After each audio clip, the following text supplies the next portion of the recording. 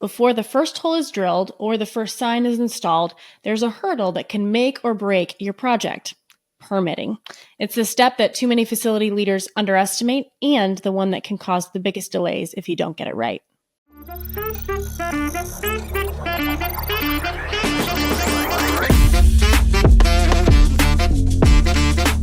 All right, everybody, please join me in welcoming our very special guest, Neil Thigpen, to the show. Neil is here to just really help us break down the fundamentals of signage permitting, what it is, why it matters, how to avoid some of those costly pitfalls. And Neil, along with his wife, Christine, is the co-owner of easycodechecks, and they opened easycodechecks about 7 years ago. And this is after Neil had spent several years in the sign industry. But his journey really began as an Imagineer on the building specialties team for Shanghai Disney, which, by the way, is like just a super cool job. And then he transitioned to commercial signage after repatriating back to the US. And he noticed some scope gaps that weren't entirely covered by some of the existing resources. And so he and his wife launched easycodechecks to fill some of those gaps and help get their partners to the finish line a little faster and a little bit easier. So Neil, welcome to the Innovation Room. Thanks for having me.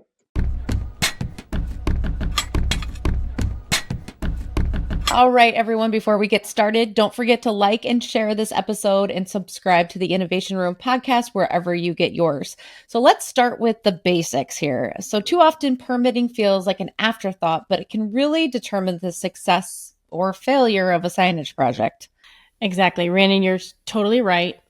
Permitting is critical, right? As we know as sign people to the whole sign process. And so that's why we want to start the basics. What is a sign permit? Why is it so important to your sign project? So Neil, talk to us as if we know nothing about signage or about permitting, okay? And how would you define a signage permit just in the simplest terms? Yeah, I mean, not to oversimplify it, but a sign permit is basically the jurisdiction's permission slip for you to install your proposal. So you mean that we can't install every single sign just because we want to? That is amazingly correct. So what are the some of the most common parameters, I guess, that a municipality would place around a sign? Does that question make sense? Yeah, so if you're lucky Okay. and you get caught without a permit or moving forward without a permit installing something, while a permit is pending, you're lucky if you just get, fees imposed or something, which is relatively easy to manage, move forward with, and resolve. But we've seen some pretty critical situations. We've seen where sign permit issues, they cause like bigger inspection issues. They dig deeper into issues on site. They start to look into, other red flags that come up. We've seen that to where it majorly delays a project or just kind of impacts things overall. It can go into a judicial process. I mean, we've seen some of the worst case scenarios. So, the shorthand is to move forward with the permit as quick as you can, as early as you can, so you don't get stuck in those situations. Gotcha. So this is kind of a big deal, basically. Is what we're getting. Absolutely. like it could get you into legal trouble. And my understanding is that there are some areas of the country that are more particular about their signs, right? Like I'm thinking of we have some kind of war stories from like New York or New York City where people really run into Chicago. Yeah, some of your like metro areas. Is that am I on the right track there, Neil? Absolutely. And I mean, we can get into this in a little bit more detail as we move on, but some places are just going to be more critical. They're going to ask for more detail. They're going to ask for a lot more approvals and additional supplemental information that may not be required up front. But you're absolutely correct. You get into Chicago, New York, Los Angeles, all those things can get pretty daunting pretty quickly. So basically, as much of a headache as it is sometimes to get the permit, it's even a bigger headache if you get caught without the permit. So sometimes I know companies, they want to push things forward because of time constrictions, or they obviously have a site that is opening at a certain date and they want to get those signs on the wall. So, and we've had certain clients that have said, like, can we put it on the wall without the permit? at your own risk. It really is. And it also can affect our installers installing things without permits and everything along those lines. So it definitely is something that can unravel a very big can of worms for sure. In your perspective, why should directors and facility managers in particular, like, why should they care about getting permitting right? Well, to piggyback off of my previous point, where it can get into a legal situation, we've specifically seen site directors or construction directors on one particular project that comes to mind had to go through that process and was threatened with, jail time and exorbitant fees and all this other stuff. And this was all queued off by a sign permit that had not been renewed, right? Each jurisdiction is a little nuanced and they require different things. Some jurisdictions require an annual renewal of your sign permit. It may just be a matter of like 10, 15, $20 or something, small fees, but it's still required. And if that's not done, it can turn into big issues. And that's exactly what we've seen. And those are the responsible individual for the project, the RI, as we say it. And those are the folks that have to go in front of the judge in a judicial situation. So it is absolutely in everybody's best interest, specifically, the director's interest to make sure they get it right. Got it. So let me ask a question, because obviously you guys deal with permitting and code, like municipal codes and different things. Do those things like interact at all? I'm just the marketing person. I truly don't know the answer to this. Do those things interact at all? Like, does the code impact your ability to get a permit, or like, how does that work together? Absolutely. So each jurisdiction, again, is a bit nuanced, but as a baseline, they all have a standardized process in that you basically submit your sign permit to a planning or zoning department up front so that they can review it against the local regulations, which is going to be, generally speaking, determined by what your baseline zoning district is. And that will align your allowance, which is dictated by the code per the zoning designation. Sometimes the jurisdiction can be a little bit more general in that you've got like a full-on non-residential allowance and then a residential allowance. And sometimes it's way more nuanced in that each zone has its own very specific code. So to answer your question, it is exactly intertwined. So from our perspective, when we do code checks, that's where we're looking from, because it absolutely directly impacts the permit process. So we do communicate a bit more of the code when we communicate code, because from our perspective, it's telling the fuller story, right? Everybody needs the context to make sure that they're proposing what can be proposed, so that their permit will be approved as quickly as possible, I guess is the best way to put it. And so, yeah, they're absolutely intertwined. Okay. So I think you did a good job of making that simple for someone who like doesn't really understand. And we're going to spend a little more time on the process of signage permitting in our next segment. But that hopefully, okay. So basically you're saying it depends on the municipality, but essentially you need to understand the code in order to submit the permit in the right way to get people to approve it as soon as possible. Absolutely.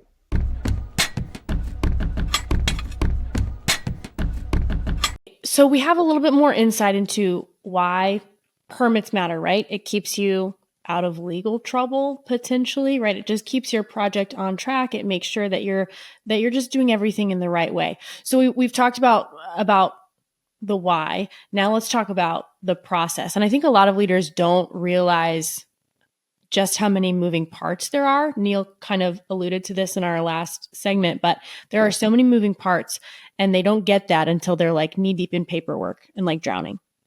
Right. And we support our clients in the permitting process with help from folks like Neil. And we make sure that they don't need to worry about this process.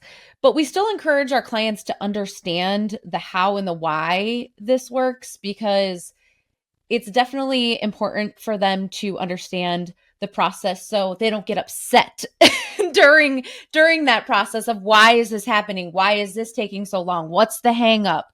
So let's take a little bit of a peek behind the curtain here. So I know we did this a little bit, but can you walk us through the steps of just the typical permitting process from application to approval? How long does that typically take? Yeah, it is very nuanced, right? Each jurisdiction can be unique, but as a general baseline, every jurisdiction, generally speaking, right, and this can kind of vary as well, but at a base level, what we look for when we move forward with a sign permit application is installer information, right? Because we generally work with a commercial sign company, right? They'll have local installers for each of their projects, and we'll need that information because they'll be the ones responsible for the permit details, right? This is also why you want to make sure there is a permit involved because it will be tied to their license and it can impact the installer. But all that's to say that the start of this is that you would need the installer's information. You would need some form of landlord or property owner approval, as well as their information clearly noted, right? So when I ask for that, that usually looks like a letter of approval from the landlord saying that this current design of this revision is approved. We allow this to move forward, and it helps your permit person when you have clear contact details. You've got their name, their business address, phone number, and email address, because sometimes the stuff is input digitally or it's just required in a separate form that isn't auto populated in a digital system.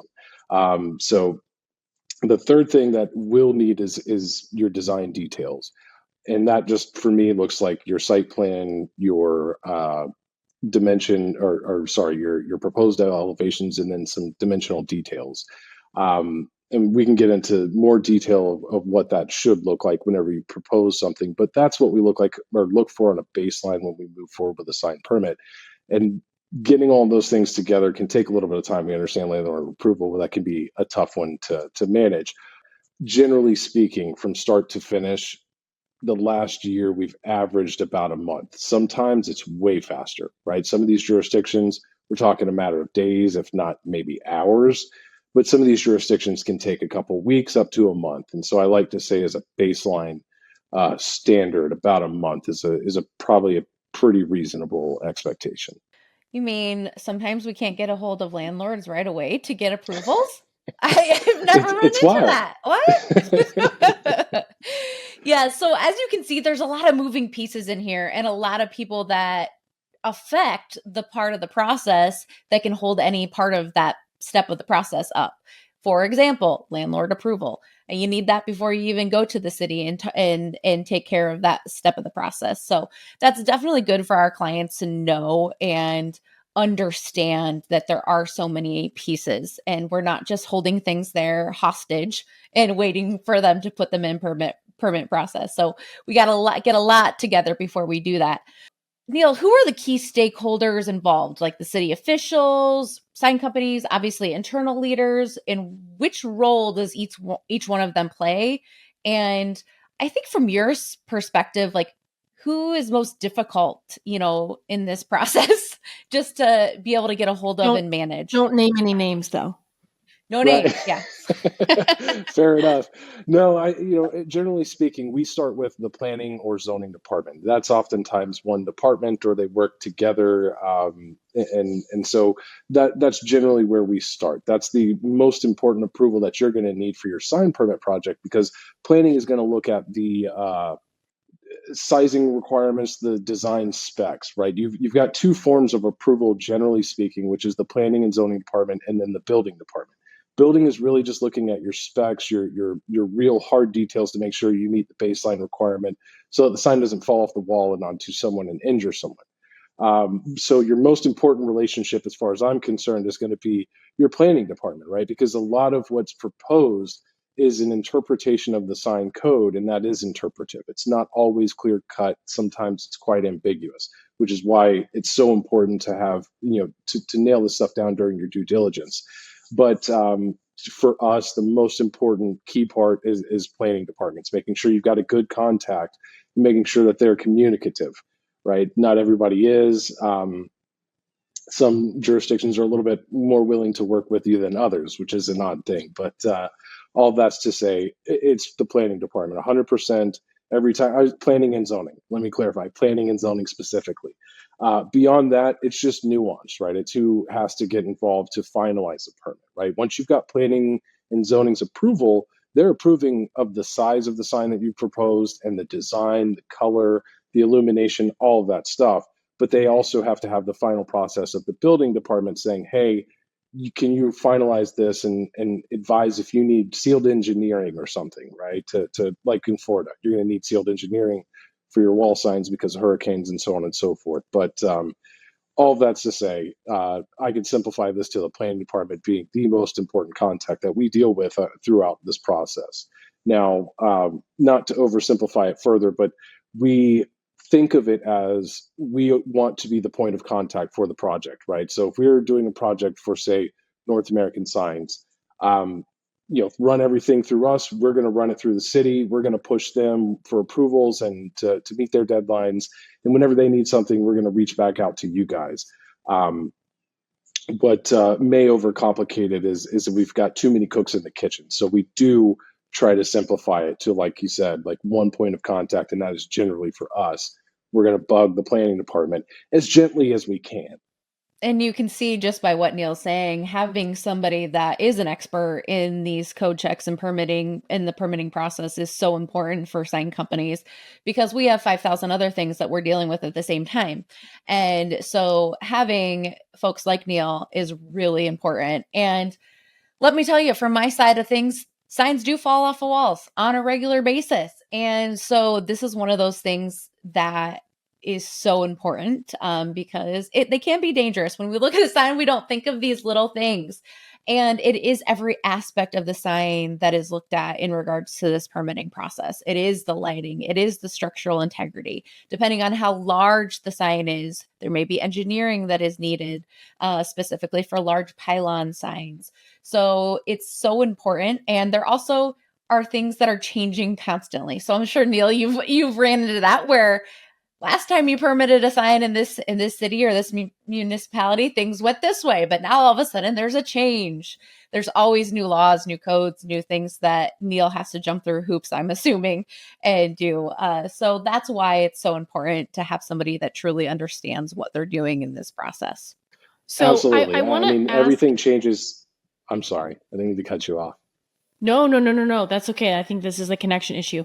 Go ahead, Neil. You respond to Rhiannon, and then I'll ask my follow-up question. Go ahead. She had a great point that code changes frequently, as often as planners and permit reviewers change, right? So specifically as it relates to the planning department, somebody that interpreted something a particular way can interpret something entirely different as a new person moves into that field. They don't always write a guideline down that says, this is how we interpret this part of the code. So, I can't harp on how important it is to clarify these things on your due diligence up front because, yes, these things change so often. You can get into a big heap of trouble towards the end if we don't do that. And assumptions are definitely not the way to go in this process. Absolutely. So go ahead, Tori. What were you going to say? So the ambiguity piece of it, I guess I've just never really thought about that. It totally makes sense because I suppose like all of our laws operate on somebody's job to interpret the law, right? That's why we have judges. And in the case of codes for signage, you've got your city council or your zoning or your planning committee, whatever. Do you find that smaller towns where you might have less specified requirement, like code requirements, tends like do those types of places tend to have less strictness, I suppose, about their guidelines, and whereas like larger cities like New York are very specific with their laws, or like can you generalize it at all, or it's just like a total kind of crapshoot?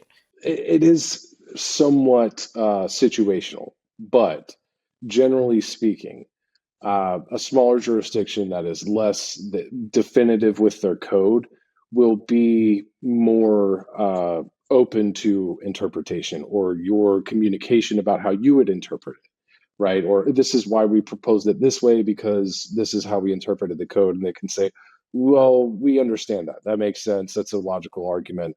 We agree. And they're also often, a lot of times, more likely to agree to an administrative adjustment versus having to go through a detailed variance process or administrative adjustment. Some of those can even be a little bit cumbersome. So the smaller jurisdictions, absolutely, may be less definitive in their code. And sometimes that seems prohibitive because we want to read the code and say it will allow up to 200 square feet. And it's, 1 square foot per linear foot of linear or building frontage or something like that. That's measurable that we can move forward with. It's just not always the case. I mean, I was going through code yesterday where it specifically states there's no maximum for your wall signs. And so to me, that says you can propose something that can be seen from the moon. And if I'm in that position, I'm going to go as big as I can. But they're oftentimes, to answer your question, a lot more reasonable and willing to work with you in those instances. Hey, we've had clients that want to see their signage from an airplane. So it's, go big or go home. Tori's from Texas. So the bigger, the better down there, right? So one thing that as you were speaking, I was just thinking about is, are there sometimes situations where there are signage that is grandfathered in? My husband goes on fishing trips and they stay in these trailers and they can't upgrade the trailers because they are grandfathered in regards to those. So they can't put new trailers on there, but so they just keep redoing the insides of these really old trailers.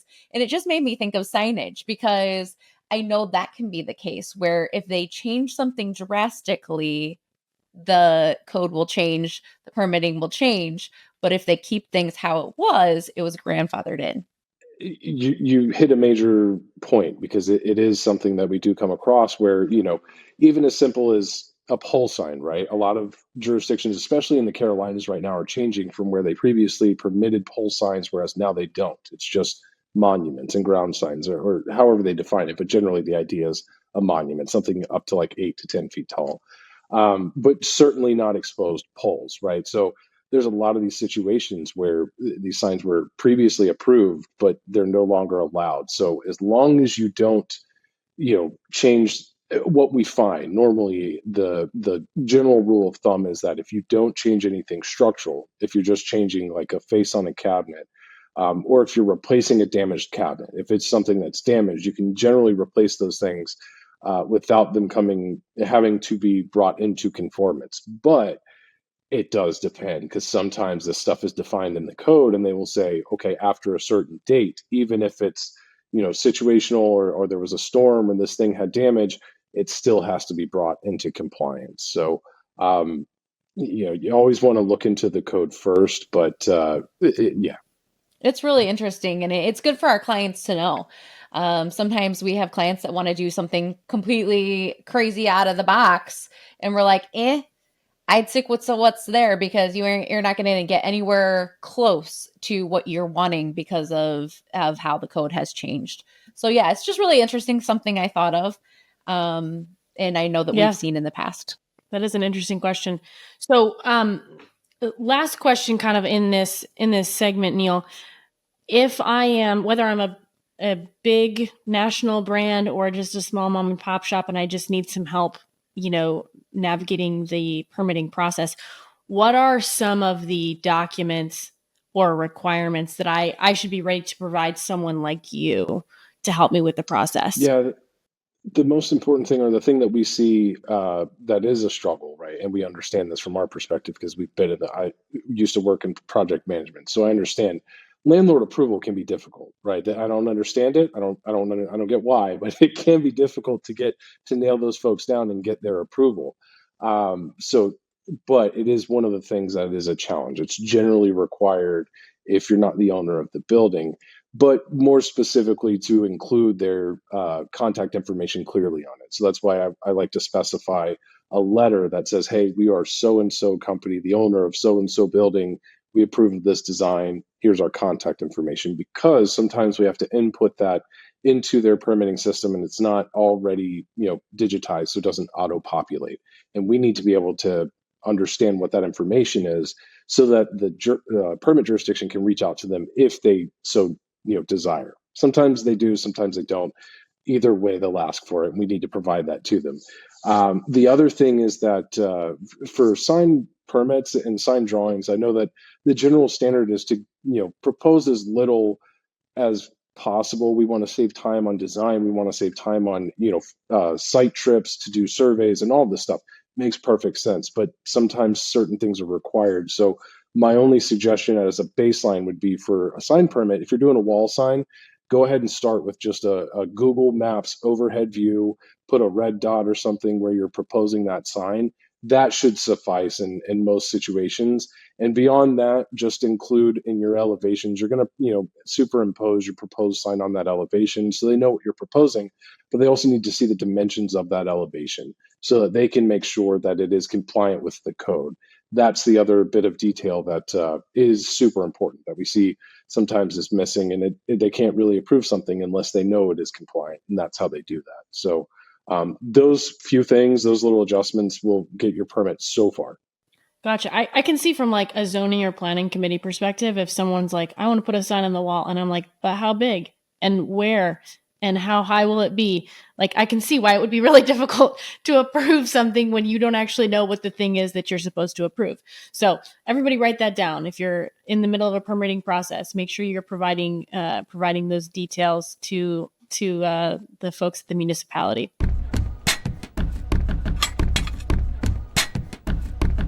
All right. So we have heard from Neil about what he needs, everything tied up in a nice little bow to hand to him and what gets those permits moving. And obviously, this can be a complex process, but it doesn't have to be a complete roadblock.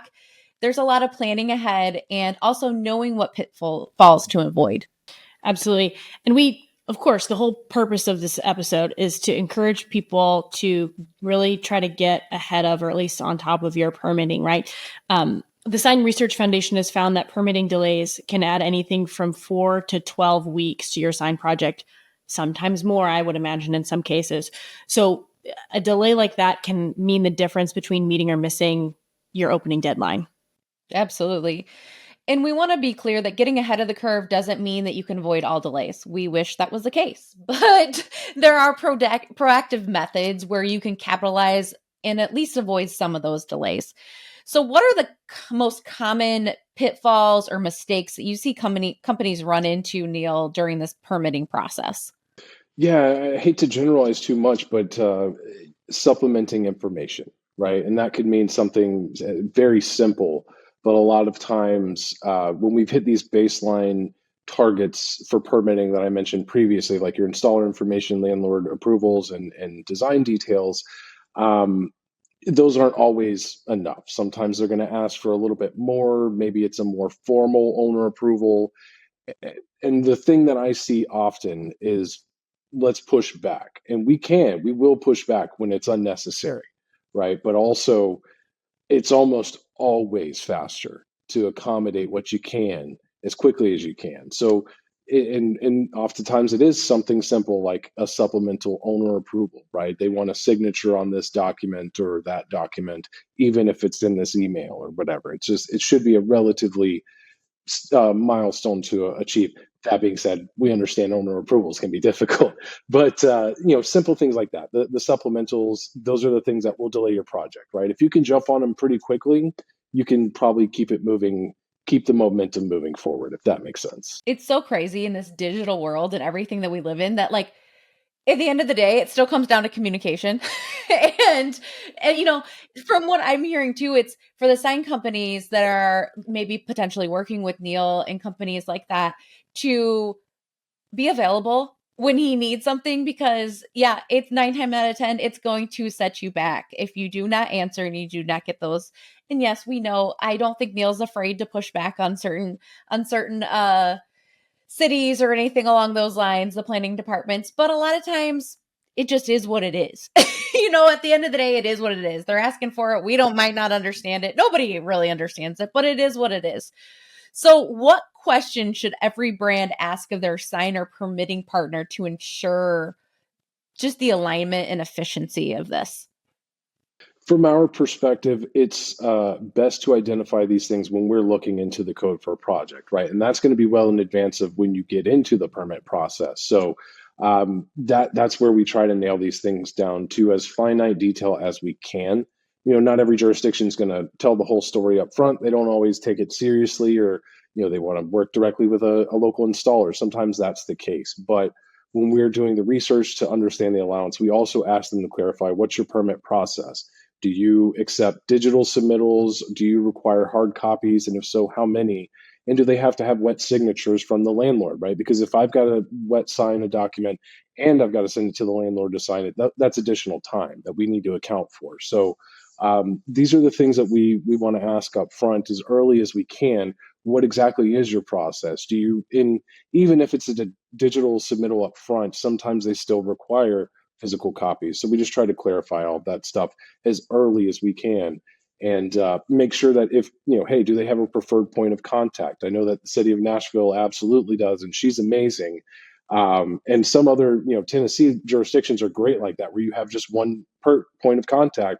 They can verify code and allowances, and then tell you permit processes and help you through that process. And that's where you get the opportunities to really expedite something to a couple of days or something. So communicating up front, I guess, back to what we talked about earlier, is it's just so important to make contact with them and clarify this stuff as early as you can.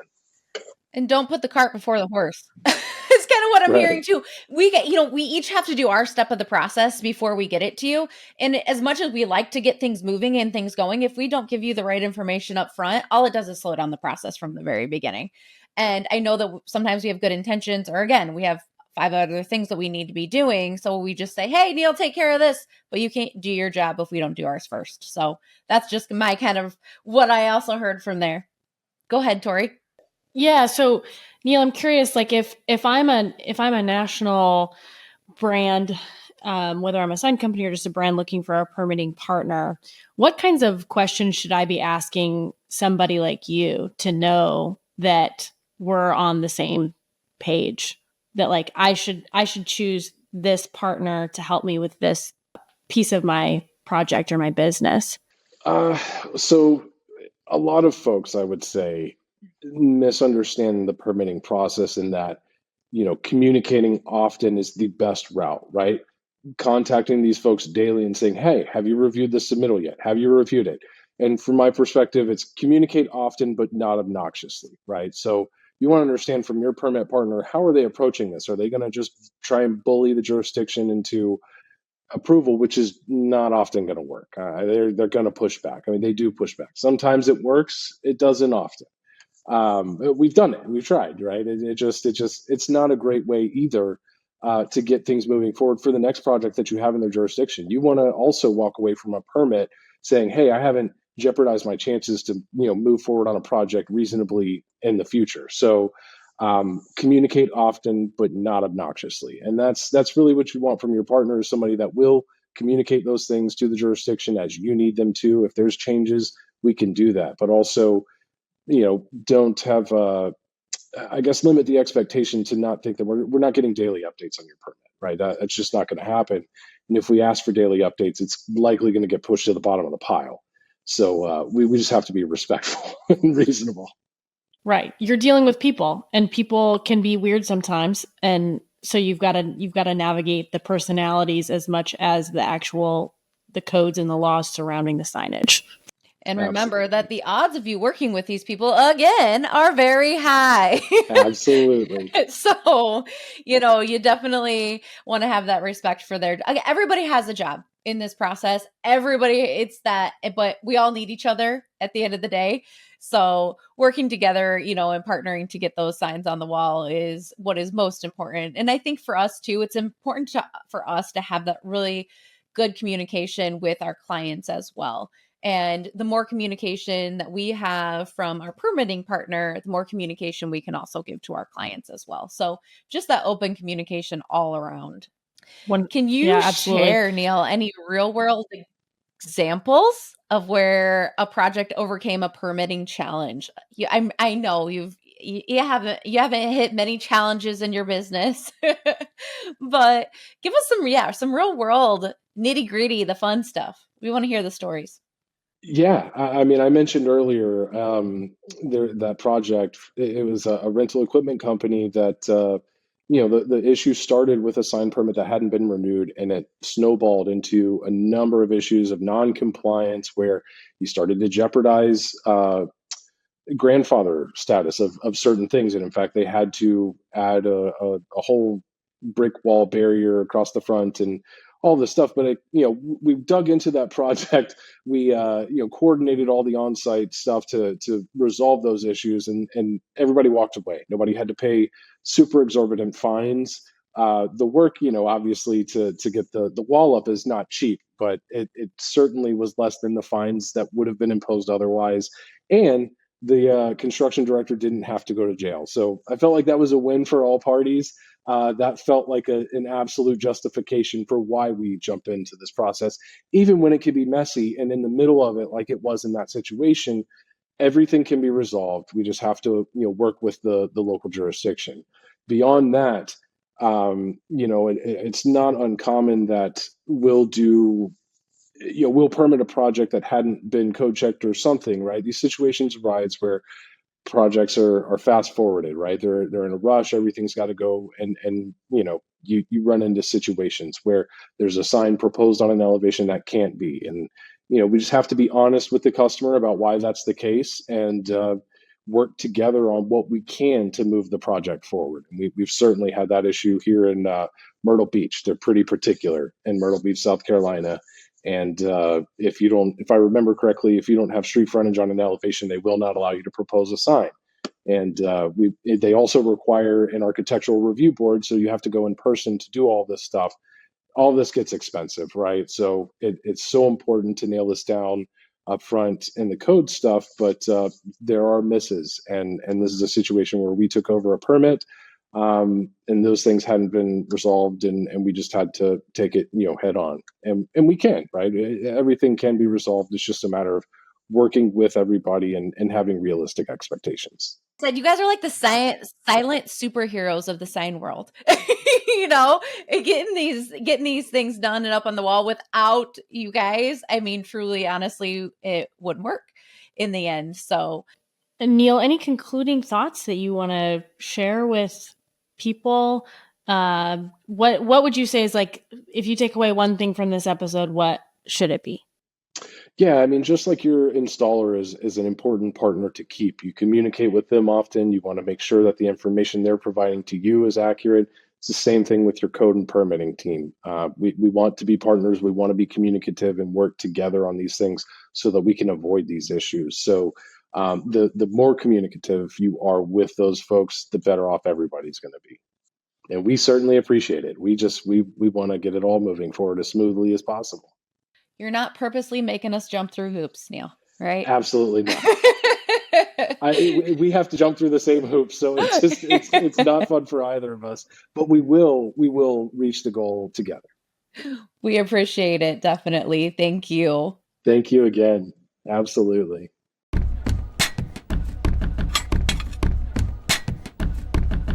All right, Rhiannon. Well, this was a great conversation. Thanks again to Neil for joining us and sharing his insights. Rhiannon, what is your biggest takeaway from this? Well, this was a fun conversation because I think it's something that we don't think about. And I myself even learned something, and I'm in the sign world. So those that listen to this podcast that are not in the sign world, I'm sure will definitely have some good takeaways. For me, I think we are always in a rush. We want to get that sign on the wall. We want to make things go smoothly for our client. I think, but the biggest thing is not to put the cart before the horse. We really need to take our time and the background, make sure those codes are right, and make sure that we have all of our paperwork and all our I's dotted and T's crossed before we send it off to our permitting people so that they can move smoothly through their process. So that's what I would say, is just to make sure you slow down a little bit, get what you need, and just make sure you keep that line of communication open along the process. Yes, I totally am in agreement with that. And I think my biggest takeaway, I'm not sure if this is like a takeaway or just something that I was surprised by, but the ambiguity of code really surprised me. And maybe this kind of goes hand in hand with what you're talking about, Rhiannon, where you've got to communicate up front in order to kind of carve your way through some of that nuance and ambiguity so that you can get to what the real expectations are. But I think on the client end, or even on the sign company end, if you're a brand like NAS, right, you might not be necessarily handling the permitting like super directly. But just go into the relationship with your permitting partner, understanding that you're going to encounter difficulties in the process. Sometimes maybe it's the personalities of the people that you're dealing with on those planning committees. Also, though, maybe it's just we're having some trouble interpreting the code. And the person who, 6 months ago would interpret it one way, and the person who's doing it now, who is a totally different person, sees that code in a different light. And so how do you navigate some of that communication? But we just want to set the expectation really clearly that it is not a straightforward process. And I think I would say, just to add a little bit to that, is that we will 100% jump through hoops. Absolutely. That's what we do. That's what we want to do for our clients. But just knowing that sometimes part of this process is out of our control. It really is those specific municipalities and what they require and what their strict rules and regulations are. And some of that is out of our control. So just kind of go with the process and know that a really good sign-in company will be on top of that from start to finish.